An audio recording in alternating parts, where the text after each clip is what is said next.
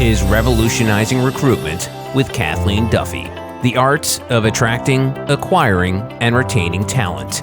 Here's Kathleen. Thanks for joining me once again for my conversation with Dr. Rosina Racioppi, the CEO and President of Women Unlimited. Rosina, in part one, we mentioned your book, Relationships Matter, how women use developmental networks to step into their power and influence. And I enjoyed reading where you wrote about the assumptions that women make, especially at the mid-career. We all think that excellent work is going to be rewarded with the advancement and that we're going to automatically get ahead by, and I've got air quotes here, playing the game that will compromise our integrity. And so maybe you could talk a little bit about these assumptions, why they get in our way and how we can get past them. So, I think we hear so many of the women saying, and I remember saying this, I don't like playing the game. I just want to do my work, want to create value, but, I'm not into politics.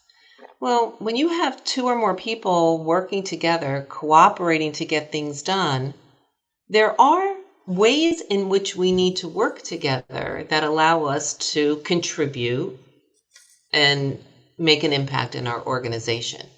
So whatever you want to call it, you have to understand, we talk about the rules of the game, you have to understand what they are. You have to know who's keeping score. You have to know, how can you disrupt the thinking in a way that people can hear you? One of my mentors would talk about, how do you confront without being confrontational? How do you disagree without being disagreeable? That is something that is an art, right? And I did not know that early in my career. I grew up in a very large family, large Italian family. If you disagreed, you just talked louder than the person that was talking. And that is not a way to be effective in an organization. So being observant to who are the people that when they, have a point of view that's different than others, people stop and listen to. How are they positioning that idea? I can learn from that and being mindful of, how am I showing up when I'm doing that? Having that network that you can, and those developmental relationships that you can talk to about this. How do I get this point across when I know this is not going to be something that is, may not be well received, but it's important for people to hear it. How do I go about doing that? So let's pivot and talk about mentoring. Okay. And it's a big part of what you and I both do. Mm-hmm. And I've had the opportunity to mentor a number of young women throughout my years in business. But most recently, I've been working with an organization called Seed Spot, and it's a nonprofit whose mission is to educate, accelerate, and invest in diverse entrepreneurs who are creating solutions to social problems. So I've worked with a young woman who had an art class, but she was teaching STEM curriculum. I worked with another person in Colombia, South America, and she and her husband created a platform to educate 18 to 28 years old, which is that's the largest unemployed population in their country, on skills employers needed. Can you share, one or two of your memorable mentee-mentor relationships with us? Well, I'll talk a little bit more about, how what I see are some of the misunderstandings of what mentoring really is. And it's funny because before our conversation today, I was reading an article in HBR about mentoring and sponsoring. Oftentimes when we have mentors, we're matched with a more senior person, and there's so much attention paid to the matching and very little in the preparation of how do I get the most of the relationship.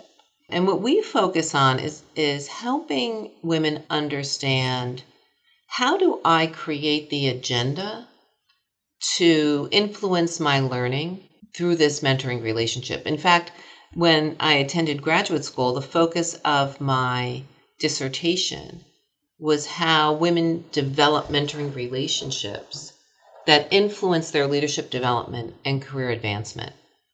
So a lot of it relies on what are you doing to prepare for the conversation? I need to spend some time being reflective, assessing what is it that I want? What do I know? And what are some questions that I have that this mentor can help me flush out a game plan for my career? One of the women that participated in my research wanted to advance in her marketing department. And she was, in preparing for her conversation with her mentor, had a conversation with her manager and said, I really want to get to this certain level in the marketing department. I keep getting these fabulous reviews. Why am I not advancing? And her manager said to her, well, I do think that you could advance to that level. But in order to get to that level, people outside our department need to know who you are and know what you're capable of doing. And no one knows you outside of our department. Oh, interesting. So her manager gave her a gift, right? She needed to create a plan. So with her mentor, she created a plan on what's the strategy for me to get to be known by those influential leaders who can be those gatekeepers to that role.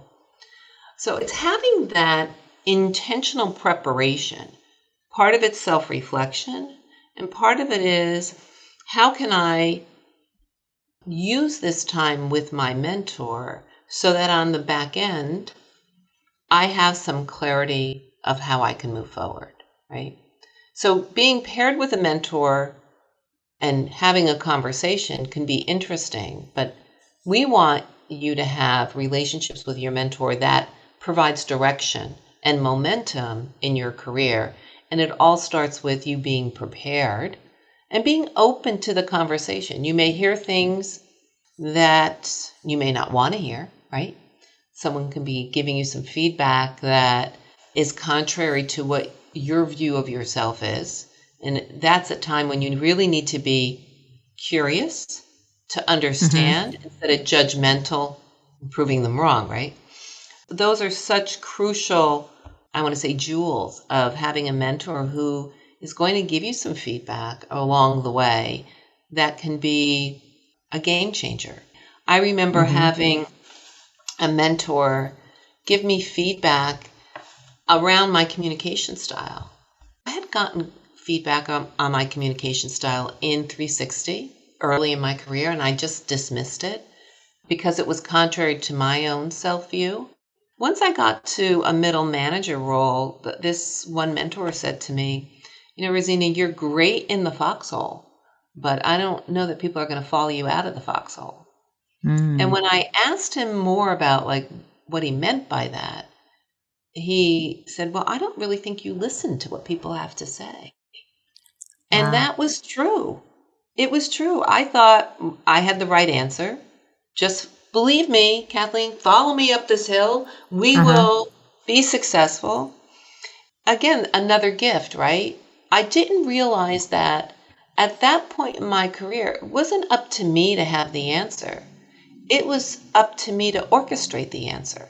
I had to pull the insight from everyone around me to come up with the best solution. That's something that often, because women are not getting the feedback and guidance early on in their career, I was fortunate enough to get it at that time, right? Had I not, I don't think I would have been as successful.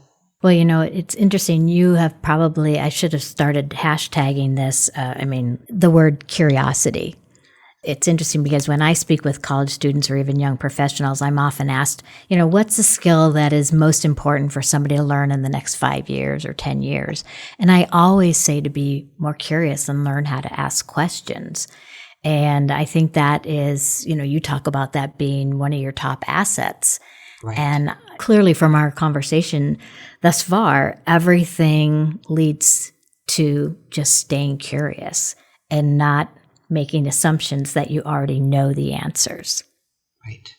Well, curiosity, and if you think about just what we've been through over the past 2.5 years, if you can stay curious, you can be curious about, well, gee, how can I land in a better place?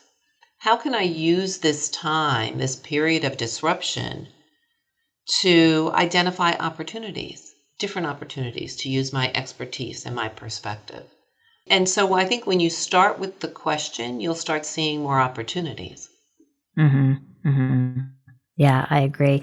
And one of the things that we're doing here at my organization is that we're really investing in our leaders and having them work with an executive coach to support their development as mentors to our emerging leaders. Wow. And, we're really seeing that mentoring relationship is really, really driving performance over that, old school, I would call it, manager who sweeps in and solves those problems for everybody. Having those mentoring relationships, fostering them, being an organization that values those developmental relationships, I think is so critical, especially now, because people are looking for organizations where they can feel that they're valued, right? So Mm-hmm. having a mentor, having someone give their time and attention to you is a way of underscoring how organizations value the people that are a part of their organization and creating impact. Yes, absolutely. Your dissertation, the Women's Mentoring Wisdom, focused on how women effectively use mentoring at that all-important mid-career level. And it's been about 10 years, right, since you did your dissertation, since it was published. And I'm curious, what's the impact mentoring relationships are having today on a mid-career woman's leadership development that it may not or having 10 years ago? What we're seeing in our programs today, and I think mid-career is probably the most challenging for women, even more so today, because with the disruption in the workplace, there's a change in the landscape. There's a change in the landscape of opportunities, in how we work.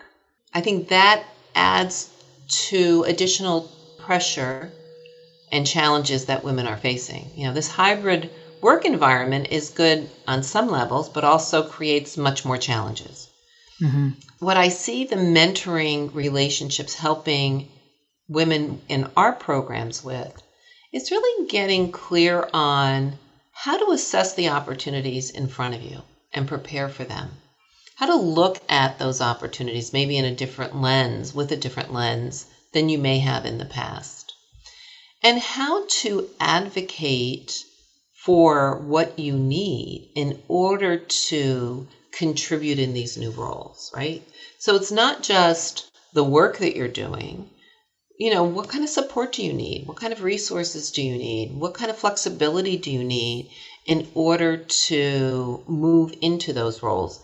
And not, I don't want to say not being afraid, but to have the confidence to ask for that and position that for the success of not only yourself, but also for your organization. So I see mentoring being beyond just the self-development, but really helping the women think more broadly about the organizations and how to navigate them more successfully.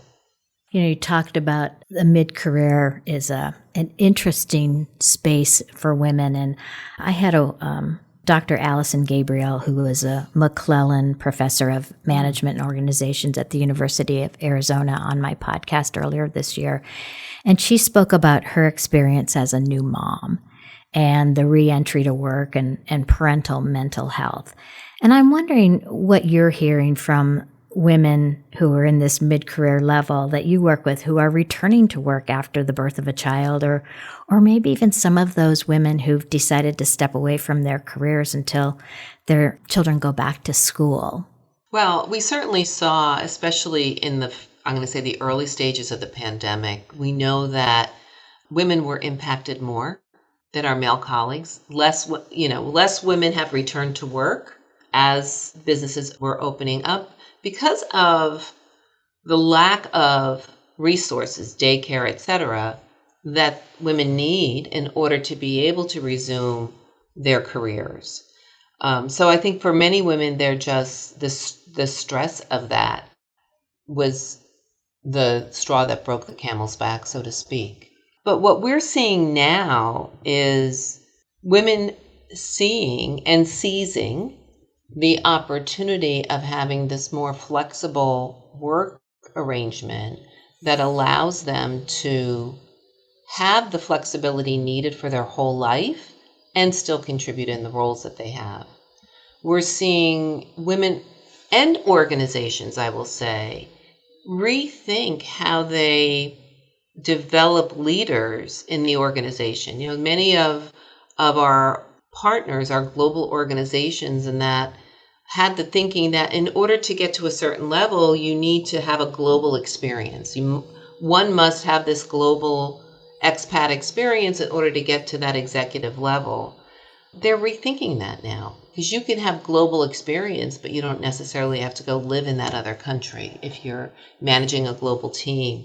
The way that we work now, technology has afforded us the opportunity to get experiences that we otherwise would not be able to get. So really rethinking it and having women rethink, I can have that global assignment, but I can't travel or I can't relocate because of my home situation, but that should not preclude me from pursuing those opportunities. Well, and quite frankly, as a recruiting firm, we love that because it opens up an enormous pool of talent for our clients. So, as you say, it's been a blessing in many ways. Well, Rosina, it's been just such a pleasure to have this conversation. But before I let you go, I have one last question for you. And how do you keep women today so optimistic? That's a great question. I see on the horizon for businesses, when we think about the fact that women make up over 50% of the potential employment pool for any organization.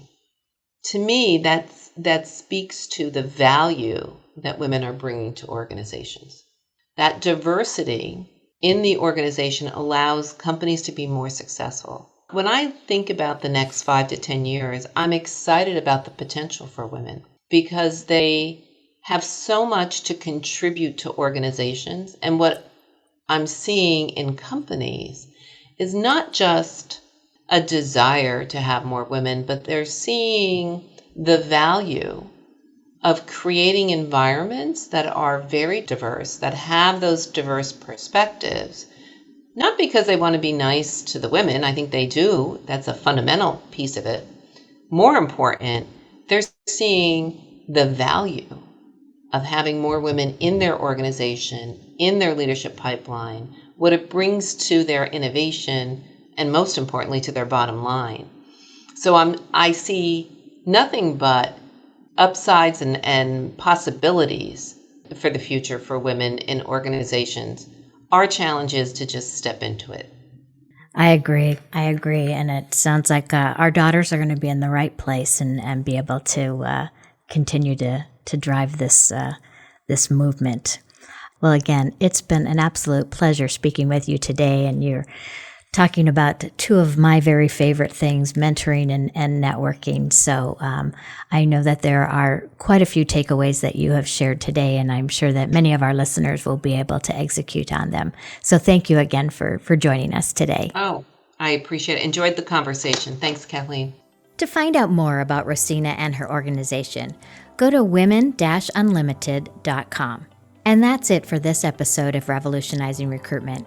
I hope you enjoyed the show. And if you did, make sure you take a second to subscribe so you'll automatically get my new shows when they drop. Also, if you have a minute, I'd love if you left me a review so more folks like yourself can discover the show. Until next time, take care. This has been Revolutionizing Recruitment with Kathleen Duffy. To connect with Kathleen or to learn more about recruitment research, go to duffygroup.com.